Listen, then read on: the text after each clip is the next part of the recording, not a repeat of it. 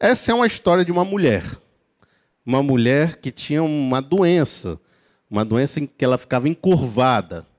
E diz a Bíblia que essa doença era por causa de um espírito maligno até que estava sobre ela. Jesus vai chamar essa mulher e vai fazer uma obra especial de libertação. Por isso, hoje eu quero falar sobre libertação e alguns pontos sobre libertação. E olha só, vai estar lá em Lucas 3, eu quero que você me acompanhe, são 7 versículos muito legais. Olha só, no verso 10 vai dizer assim, acompanhe a leitura comigo. Certo sábado, Jesus estava ensinando numa sinagoga. E ali estava uma mulher que tinha um espírito que a mantinha doente havia 18 anos. Ela andava encurvada e de forma alguma podia endireitar-se. Ao vê-la, Jesus chamou-a à frente e lhe disse: mulher, você está livre de sua doença. Então, lhe impôs as mãos e imediatamente ela se endireitou e louvava a Deus. Indignado porque Jesus havia curado no sábado, o dirigente da sinagoga disse ao povo: há 6 dias em que se deve trabalhar. Venha para ser curado nesses dias e não no sábado. O Senhor lhe respondeu: hipócritas, cada um de vocês não desamarra no sábado o seu boi ou o jumento do estábulo e o leva ali para dar-lhe água? Então essa mulher, uma filha de Abraão, a quem Satanás mantinha preso por 18 longos anos, não deveria no dia de sábado ser liberta daquilo que aprendia? Tendo dito isso, todos os seus oponentes ficaram envergonhados, mas o povo se alegrava com todas as maravilhas que ele estava fazendo. Amém? Jesus tinha esse impacto, ele causava uma transformação no ambiente. Mas também Jesus mostrava algo muito especial nesse texto. Eu quero ressaltar com vocês 2 frases. Uma frase diz assim, olha: uma filha de Abraão que Satanás mantinha presa por 18 longos anos. O que ele está fazendo? Ele está olhando a situação de uma pessoa. E está dizendo que essa pessoa está vivendo um drama fortíssimo por muito tempo. E a segunda coisa que Jesus diz é: não deveria ser ela liberta daquilo que aprendia? Às vezes, quando a gente lê a palavra de Deus, a gente percebe, principalmente se você estuda um pouco mais a Bíblia, que muitos dos milagres de Jesus estava revelando que ele era o Messias, estava fazendo uma transformação na sociedade, mostrando aquilo que havia de errado na religiosidade da época. E ali todos os sinais que ele fazia tinham uma espécie de revelação. Todo milagre você vai perceber isso. Mas, no entanto, todas essas histórias de milagre são uma história de pessoas que estavam vivendo sofridas por muitos anos, por muito tempo. É uma história de uma família, é uma história de um homem, é uma história de uma mulher. E uma mulher que estava vivendo um sofrimento grande. Então, toda aquela discussão para Jesus era pequeno. Todo aquele debate teológico para Jesus era pequeno, porque o foco dele era: tem uma pessoa passando uma dificuldade. Vocês estão discutindo algumas coisas aí, mas vocês não estão percebendo que tem uma pessoa passando uma dificuldade e eu não deveria libertar essa pessoa? O foco tem que ser nas pessoas. Entendeu aí? Agora preste atenção nisso. Jesus sabia daquela multidão de pessoas quem estava há 18 anos passando um problema. E a primeira coisa que eu quero, antes da gente entrar na libertação mesmo, é dizer para você: Jesus sabe o que você está passando. Tem aqui, você que sentou lá atrás, você que sentou ali, Jesus sabe o que você está passando. Você pode estar escondido, você pode estar no meio de 2 milhões de pessoas de Fortaleza, você pode estar lá na sua casa, no seu quarto, com a porta fechada. Deus sabe a sua história, Deus sabe o que você está vivendo há 20 anos, Deus sabe as causas daquilo que você está vivendo, Ele se importa com você e Ele acha urgente mudar a sua vida. A despeito de todo mundo evangélico, a despeito de todo mundo cristão, a despeito de todas as regras, dos métodos, das teologias, Ele diz: essa pessoa está passando uma dificuldade, não deveria eu libertar essa pessoa? A despeito de toda discussão, ele sabe o que você está passando e diz, não deveria eu vir naquela vida e fazer uma obra transformadora naquela vida?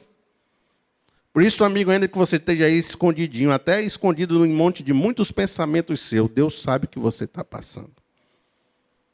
Mas essa é uma história de libertação. Eu queria hoje falar sobre libertação de 3 aspectos dessa mulher. E isso vai ser bastante legal para nós hoje, muito rico, muito legal.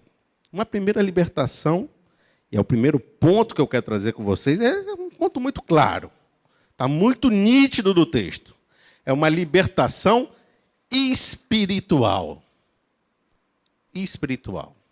Há um reforço no texto de dizer que era um espírito de enfermidade. Aí a gente até pode dizer, é uma doença, né?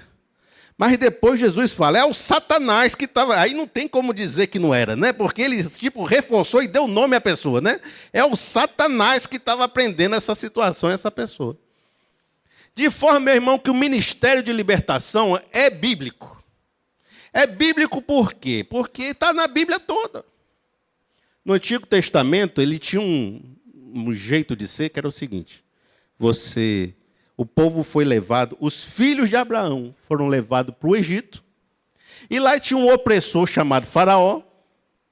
Esse opressor, ele escravizava o povo por muitos anos, 400 anos. E ele deixava o povo oprimido, debaixo do chicote, preso, angustiado. Deus levantou uma figura, quem foi? Moisés, para entrar no reino do Faraó, resgatar os filhos de Abraão e levar para a terra prometida. Assim é que Jesus, o Filho de Deus, o Moisés derradeiro, né? O homem de Deus, vai entrar no reino de Satanás para libertar uma filha de Abraão das mãos desse faraó, Satanás, e fazer uma libertação rumo a uma vida abundante e uma vida transformada. Então, esse ministério de libertação é bíblico e é forte. E Jesus, ele tinha dom de conhecimento, de revelação, de discernimento, de forma que ele olha todo mundo aqui, viu naquela moça e disse, aquela moça tem um problema, que vocês estão olhando aqui, estão achando que é só uma doença, mas eu estou dizendo que a causa daquele problema tem 18 anos. Não aconteceu agora, não foi porque ela acordou torta e veio para a igreja, não é uma coisa que está acontecendo há pouco tempo. Existe uma causa no sofrimento dessa pessoa e ela já dura 18 anos, lá no passado. E eu consigo perceber que muitas das coisas que você está vivendo hoje não aconteceram hoje. Foram frutos de traumas e dificuldades e problemas que você está carregando há 10, 15, talvez há 20 anos na sua vida. E você está se tornando escravo disso que você está carregando. Há uma opressão sobre você. Há uma corrente sobre você. Nesse aspecto, você há de me perguntar, mas a doença pode ter origem espiritual? A doença pode ter origem no Satanás, nos espíritos malignos?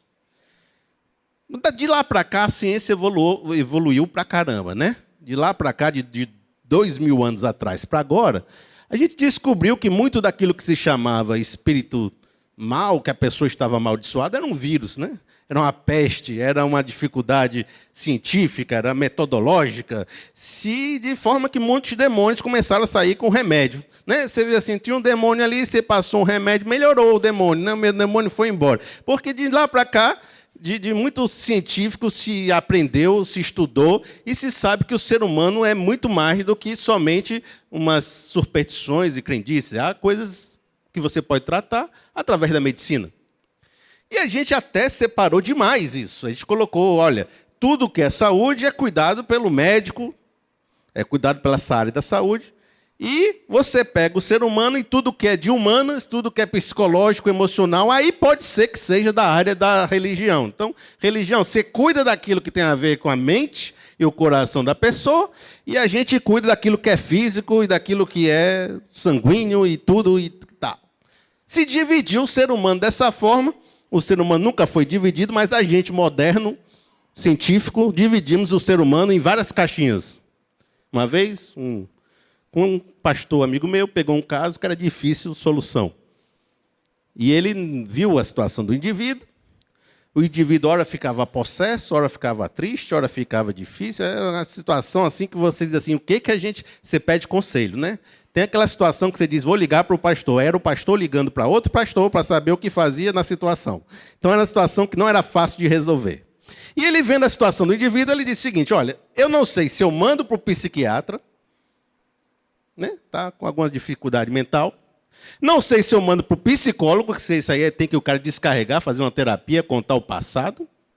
Não sei se isso é uma coisa física, que precisa tomar medicamento. E não sei se eu expulso logo o demônio aqui e faço alguma situação, porque parece que é uma coisa que todo mundo tem que trabalhar junto nessa situação desse rapaz. Um só não vai adiantar, tem que ser uma equipe médica fazendo, porque o rapaz está bagunçado, bagunçou o rapaz. E ele me falou, olha, a gente é mais complexo do que dividir a gente em caixas. De forma que uma doença física pode ter origem emocional. Você pode estar estressado, angustiado, irado e papocar na sua pele um bocado de coisa complicada porque você emocionalmente causou uma doença física. E pode ser que você, por se alimentar mal, tiver uma doença de imunidade baixa, tal, você fique triste emocionalmente porque seu corpo deixou você triste. Então a mente, ela influencia o corpo influencia a mente e, na minha perspectiva, espiritualmente influencia também a sua saúde física. De forma que uma pessoa oprimida espiritualmente, ela manifesta fisicamente doenças e dificuldades. E assim como uma pessoa que trata do seu emocional tem mais probabilidade de ser imune a questões espirituais. Porque nem tudo é uma coisa só. E você é mais complexo do que só tomar um remédio em casa e ficar bom. Algumas doenças, segundo a Bíblia, elas têm origens espirituais. Ok? E o que fazer? Como é que isso acontece? Às vezes acontece de forma ativa. O que é forma ativa? Você se envolveu com o demônio. Às vezes não tem um nome de demônio, tem um nome de um ser, de uma entidade, de outra religião, de outro jeito, mas você muda o nome, mas o cidadão por trás do nome é o mesmo. Então você chama de alguma coisa que não é demônio, mas está lá, você se envolveu com alguma entidade espiritual que não era Deus. E essa entidade espiritual não quer o teu bem. Ele é até mentiroso, ele mente dizendo que vai te fazer umas coisas legais. Mas você vai se envolver com alguns tipos de feitiçaria, alguns tipos de espiritualidades que não são cristãs, vai se envolver com alguns espíritos que não são o Espírito Santo. Dali você se abre uma porta, que a gente chama, abre um relacionamento, e aquele bicho entra na sua vida e começa a te ganhar, e te prender, e te escravizar, e você, isso aí é aquele pessoal que é direto, né? Ativo. Você ser metodológico científico, acho que isso não acontece, né? Mas acontece. Aqui na igreja a gente já tirou uns 5. É porque a gente não sai contando, a gente não põe aqui para deitar aqui, não, para fazer nada, não. Mas o caba que gosta mesmo de expulsar aqui é o pastor Marco e a dona Márcia. Se você já tem umas histórias para contar, ele não veio hoje, que ele está operado.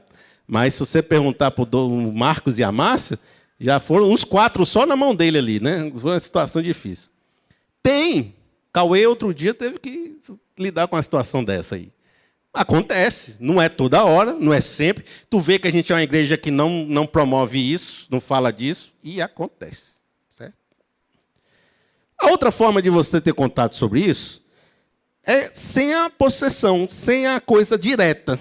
É quando você começa a cultivar sentimentos que são semelhantes àquilo que Satanás quer fazer na sua vida. Aí você tem, a Bíblia chama de raiz de amargura, por exemplo, amargura. O cara está ali, amargo no coração, com raiva de uma pessoa.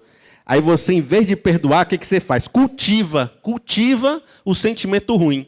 Aí vai, o sentimento vai 1 ano, 2 anos, 3 anos, daqui a pouco você não consegue nem ouvir o nome da pessoa, você começa a chutar os cachorros dentro de casa, você começa a brigar com os meninos sem ele ter feito nada, você grita com o seu marido, você grita com seus pais, no trânsito, alguém fez uma manobrazinha, você, filho de uma mãe! Você está tomado por um espírito de ira, você está tomado por um espírito de amargura, Você está tomado por algo que está sendo cultivado no seu coração. E aí, os Satanás, os demônios, eles não têm possessão sobre você, mas eles aproveitam ocasião. E fica te empurrando para você ficar mais, né? Fica te empurrando. E aí pode ser que você esteja sobre uma opressão, mas não é possessão. É uma opressão do teu espírito emocional fragmentado e o Satanás se aproveita dessas oportunidades. Cria ciladas e atividades. Por isso você tem que tratar do seu emocional. Como é que a gente lida com isso? É expulsão? Expulsão não resolve. Vou logo colocar aí no chão aí. Porque a Bíblia diz que se você expulsar o cidadão, o demônio, e ele sair, e você não colocar nada no lugar, o que acontece? Diz aí que você conhece a Bíblia. Volta, e volta mais forte que antes. Então expulsar é até pior. Se você não colocar o Espírito Santo dentro do coração da pessoa, se você expulsar, volta pior. Porque o interessante não é uma mandinga, não é uma feitiçaria. Não é que eu faça uma reza na sua casa e o demônio vai embora. Você tem que ser casa de Deus. E não a sua casa receber uma reza.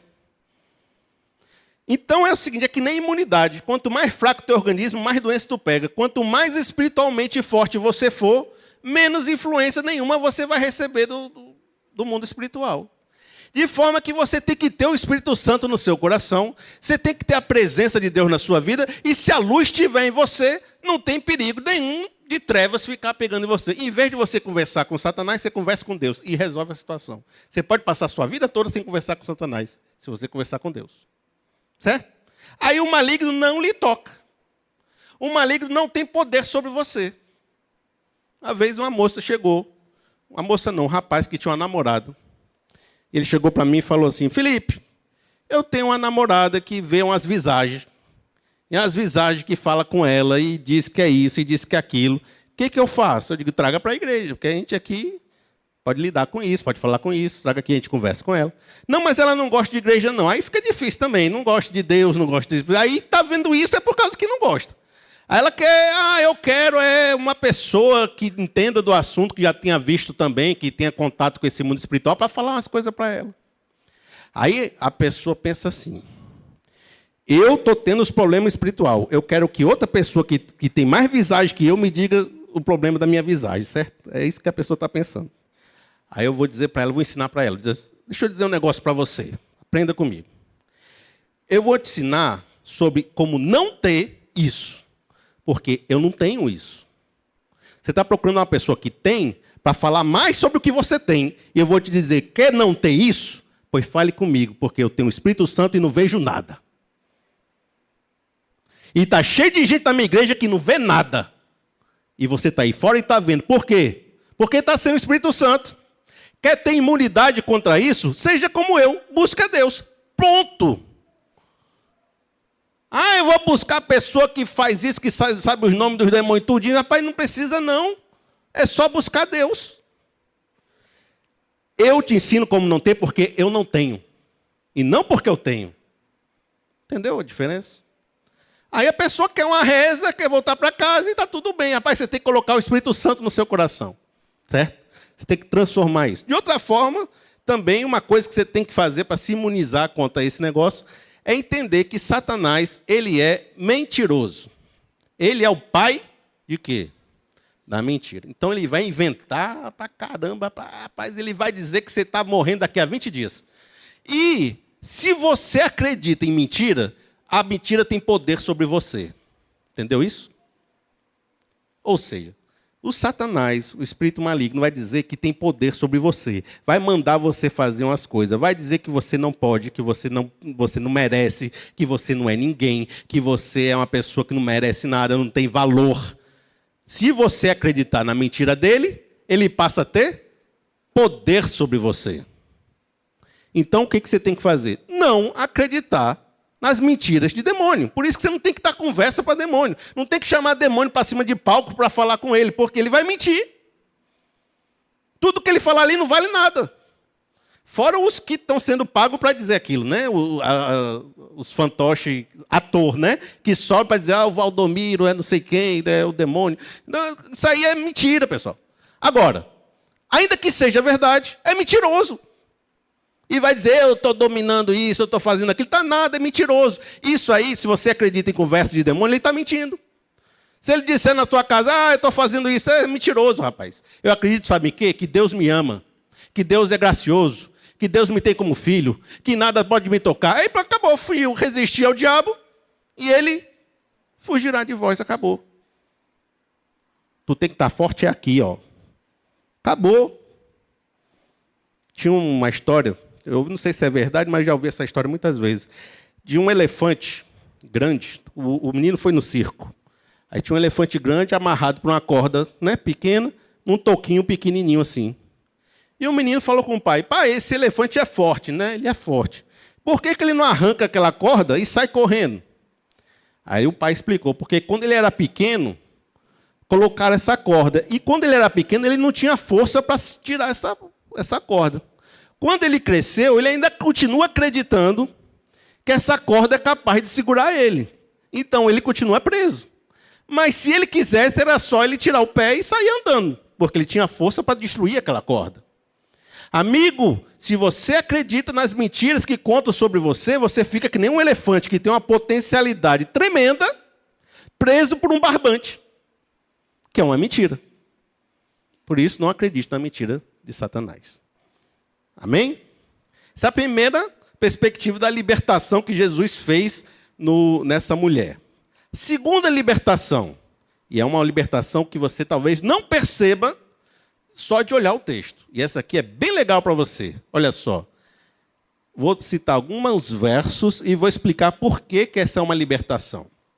Ao vê-la, Jesus chamou à frente e lhe disse. Isso aqui já tem uma libertação. Aí você me pergunta, eu não estou entendendo, é porque a gente olha com a nossa visão do ano 2018. Por que ela estava no fundo? Porque naquela época, as mulheres eram separadas dos homens e colocadas no fundo da sinagoga. Certo? Naquela época, a mulher não podia falar com o homem. Sabia? Nem podia ser ensinada por um homem. Nem tinha voz, muito menos no serviço religioso. Tem alguns fariseus que faziam uma oração dizendo, obrigado por não ter me feito escravo, não ter me feito gentio e não ter me feito mulher. A mulher não tinha poder para dar nenhum testemunho, não era testemunha confiável, era considerado um ser inferior só para cuidar da casa e dos filhos. Alguns fariseus, ao andar na rua, batiam nas coisas porque não podiam olhar para a mulher. Quando viam a mulher, tinha que fechar o olho. Olha só a situação da mulher naquela época. Jesus não só olhou para a mulher, que já era algo que não se fazia, como disse, sai da sua posição social lá atrás, vem aqui para frente. Perceba o que Jesus fez. E começou a falar com ela. Isso não se fazia em público. Percebeu aí? Jesus está quebrando aqui muita coisa. Olha só a segunda frase. Essa mulher, uma filha de... Nunca se chamou mulher de filha de Abraão. Só se chamava homem de filho de Abraão. Ele elevou espiritualmente a condição da mulher para também merecedora das promessas e da bênção de Deus. Foi a primeira vez que se chama mulher de filha de Abraão. Entendeu aí a situação? Olha só de novo. Ela se endireitou e louvava. Amigo, a mulher não era para estar no centro religioso. Agora ela estava no centro da sinagoga e estava falando e sendo sinal de Deus e louvando a Deus. Isso era um escândalo. Então, sabe o que aconteceu? Jesus promoveu uma libertação social dessa mulher. A posição social dessa mulher era uma escravidão. Porque existe a escravidão espiritual e existe uma escravidão social, do qual você está vivendo muitos anos escravo. E Jesus não queria que essa mulher vivesse essa situação. Ele disse, eu vou elevar a condição dessa mulher a uma condição social aceitável. E ele chama ela, a mulher lá do fundo, e coloca assim um prestígio sobre ela. Amigos, muitas pessoas vivem situações sociais que são verdadeiras escravidões. Você pode ver, por exemplo, pessoas às vezes que nasceram numa condição tão pobre, que não têm oportunidade de vida. Amigo, é diferente da gente. Tá certo que aqui e acolá você tem um que saiu do camelô para virar o cara mais rico do mundo. Você tem, né? Mas não é todo mundo, não. Isso é uma exceção, gente. A maioria das pessoas que nascem numa situação muito pobre, ela nem tem consciência de como sair de lá, nem tem treinamento, nem civilidade para entender isso. E aí não vem educação, não vem oportunidade, não vem Estado, o Estado não chega naquela situação, não há uma transformação naquela circunstância, aquela pessoa se torna oprimida e escravizada como um ser de segunda classe.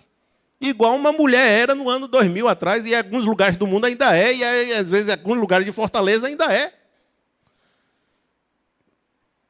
Jesus, ele nasceu no lugar pobre, andou no meio dos pobres e dizia: o filho do homem não tem onde reclinar a cabeça. E quando estava vendo o pessoal dando aí umas ofertas legais lá no templo, ele disse: aquela viúva pobre que deu 2 moedinhas, Deus deu mais do que vocês tudinho. Porque ele dizia que o valor espiritual não estava na quantidade de bens que uma pessoa tem. Sem contar que às vezes você é oprimido por ter nascido no Ceará. Olha só. Tem preconceito contra você. Se você é latino, vai para os Estados Unidos também, você tem preconceito. Às vezes o lugar que você nasceu te deixa estigmatizado. Jesus tinha isso. Por causa que ele nasceu na Galileia, o que o pessoal dizia? Pode vir alguma coisa boa da Galileia? E lá o Messias vem daquele lugar? Tinha um maior preconceito contra os lugares lá, e Jesus nasceu no canto mais preconceituoso que tinha. Não foi isso? Quando Jesus via um cego e um aleijado, o que as pessoas diziam? Essa pessoa está cega e aleijada por quê? Porque ou ela pecou, ou os pais dela pecaram. O que Jesus dizia? Nem os pais dela pecaram, nem ela pecou. Isso aconteceu para que se fizesse, manifestasse a glória de Deus. E foi lá e libertou a pessoa da cegueira. De forma que há situações sociais que dizem que você é um pecador miserável e não merece estar na nossa presença. Que você é uma pessoa pobre e Deus te condenou a ser um pobre porque você merece ser pobre. Você é um cidadão de segunda classe, você nasceu com essa cor, você nasceu com essa etnia. O que era o judeu que não aceitava o grego na Bíblia? Aí Deus teve que dar uma visão para Pedro ir lá para a casa do Cornélio e dizer: olha, eu como judeu nem entraria nessa casa. Aí Deus quebrou a barreira social para fazer de 2 povos um único povo, que é o povo de Deus. Olha só o que diz a palavra de Deus. Gálatas 3:28. Não há judeu nem grego, escravo nem livre, homem nem mulher, pois todos são um em Cristo Jesus. Cristo rompeu as barreiras sociais. A ideia de Jesus, da Bíblia, não é dizer assim: patrão vai brigar com o funcionário vai brigar com o patrão até a morte. Não, isso aí é sociologia. A ideia da Bíblia é: patrão faça amizade com o seu funcionário e funcionário faça amizade com o seu patrão. Pare com essa rivalidade. Os dois são importantes para Deus. Na Bíblia não é a luta do gênero homem contra o gênero mulher. Na Bíblia é: vocês são uma só carne. Vivam em união. Entendeu a diferença aí? Jesus está sempre promovendo você de 2 povos, fez um só povo. Vocês são uma pessoa só, vocês são irmãos. Isso é uma barreira social que Jesus estava quebrando. Sabe qual é uma terceira barreira que Jesus quebrou? Está no verso 14, diz assim, ó: indignado porque Jesus havia curado no sábado, o dirigente da sinagoga disse ao povo: há 6 dias em que se deve trabalhar. Venham para ser curado nesses dias, e não no sábado. O sentimento religioso era: aqui o culto não é lugar de cura, não é lugar de restauração, não é lugar de se fazer obra de restaurar pessoas. O culto aqui é um serviço religioso, metódico, pragmático. Se você quiser fazer algum tipo de cura, faça em outro dia. Só que para Jesus o espaço da fé é um espaço de cura, de reconciliação, de restauração. E uma fé que não cabe isso não vale, não serve. E aquele pessoal estava dizendo, aqui no nosso templo não é lugar de cura. E Jesus estava dizendo, rapaz, vocês são hipócritas. Você não sabe o que é isso, porque essa pessoa está passando dificuldade e vocês não olham para a vida dessas pessoas.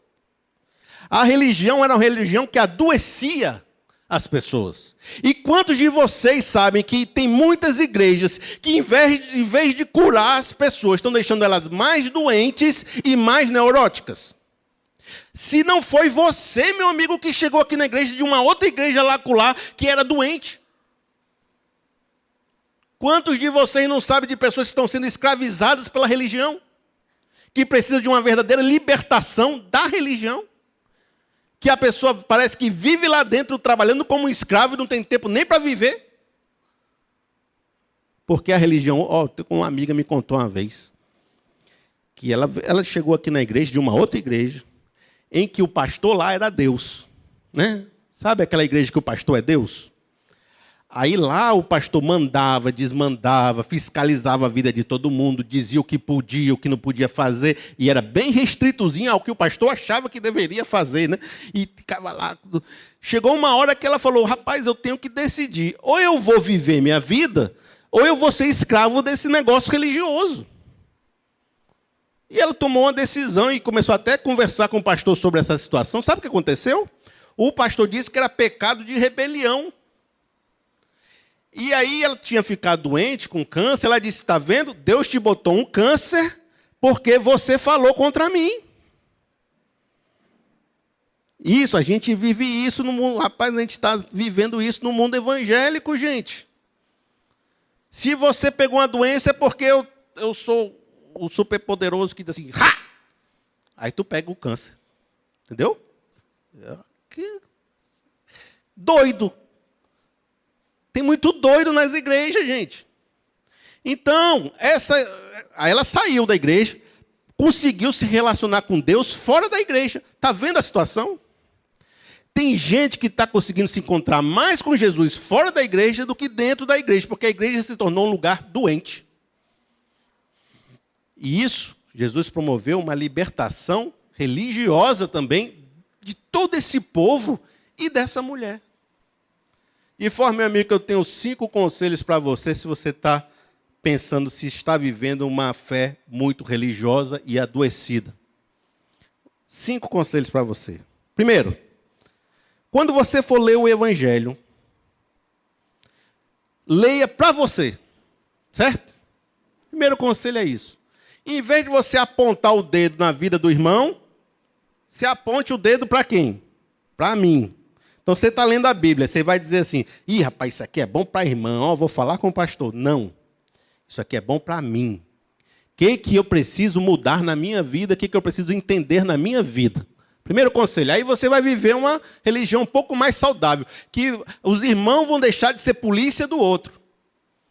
Que a igreja está cheia de polícia. O que você andou fazendo? Borges, eu vi seu post no Facebook.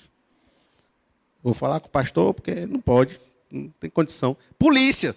É guarda de trânsito a igreja. Fica atrás do outdoor para saber quem está pecando. Assim, pense em você, não pense no outro. Segundo, evite discursos que promovam culpa, medo, condenação sem graça e amor, discursos de ódio, separação e exclusão. Rapaz, esse tipo de discurso é discurso de ódio. E uma igreja que só pratica esse discurso é uma igreja adoecida. Terceiro, evite igrejas que promovam e exalte os líderes como ungidos especiais com autoridade sobre você.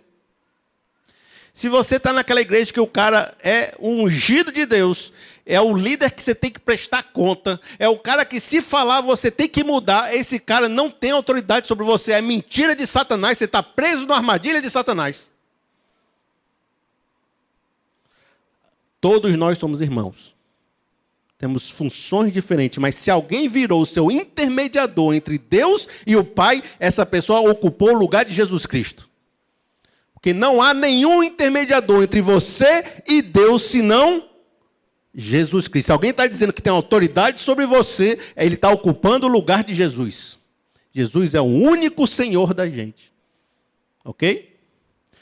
Se você vê uma igreja que tem apóstolos, já pode sair mesmo. Já pega assim, já pega o beco assim, já sai. 4. Evite pessoas que preguem um evangelho de troca, barganha, sacrifício e prosperidade. Aquele assim, se você depositar o seu carro aqui na urna, Deus vai lhe abrir aquela porta que você está esperando. Isso aqui é troca, sacrifício. Você vai sacrificar no altar, né? Isso aqui fosse altar. Madeira. Altar. Aí Deus faz. Aí você troca com Deus. Isso é barganha, isso é feitiçaria. O cara faz trabalho para o Exu, aí o Exu tem que fazer o trabalho para você, entendeu? É troca. Deus não é entidade que você pode dar para ele alguma coisa que ele já não tenha. Porque do céu e a terra são de Deus. Tudo é dele. Nada que você quiser dar para Deus já não é dele. Como é que você vai trocar com um cara que tem tudo? Até sua vida você só está vivo porque ele quer. Como é que tu vai dar uma vida se ele já te deu a vida? Quem primeiro deu a ele para depois o receber? Porque dele, por ele e para ele são todas as coisas. 5. Evite igrejas que pratiquem o ativismo institucional e sejam comprometidos com o evento e não com pessoas. Aí aquele irmão que toca bem, olha os irmãos que tocam bem aqui hoje. Se você deixar, é todo domingo que colocam você. É todo dia. Aí você tem que ensaiar 3 vezes na semana, tocar na quarta, tocar no sábado, tocar no domingo. Quando você vê, você está vivendo para sustentar a igreja. Ativismo. Você se torna um escravo daquela instituição. Você tem que servir na sua vida. Seja uma mãe de família, você está servindo a Deus. Seja alguém produtivo na sociedade, você está servindo a Deus fazendo isso. Seja um homem de Deus praticando honestidade, você está servindo a Deus. Não é aqui. Servindo. Também é, mas não é só aqui. Entendeu? 5 conselhos. Se você tiver cuidado com isso, provavelmente você vai ser liberto de muita coisa da espiritualidade que está acontecendo por aí. Jesus promove em nós uma liberdade espiritual, social e religiosa. Eu queria dar uma dica para vocês. Vocês podem até tirar uma foto se quiserem ou anotarem aí. Bota aí aquela foto do vídeo de uma pregação de 3 anos atrás que eu fiz. É pregação de libertação. Eu falei de 3 libertações aqui. Eu queria sugerir para vocês, na internet essa semana, continuar esse ensinamento com essa palavra, que ele vai falar sobre a libertação do pecado, que foi uma que eu não falei. Eu falei social, espiritual, eu falei, que mais? Religiosa, mas tem a do pecado, que não estava nesse texto. Mas vá na sua casa, faça essa reflexão, leve esse vídeo lá, tire um momento para a sua devocional e assista esse vídeo lá para você continuar a reflexão em outros modos de libertação, tá certo? Combinado?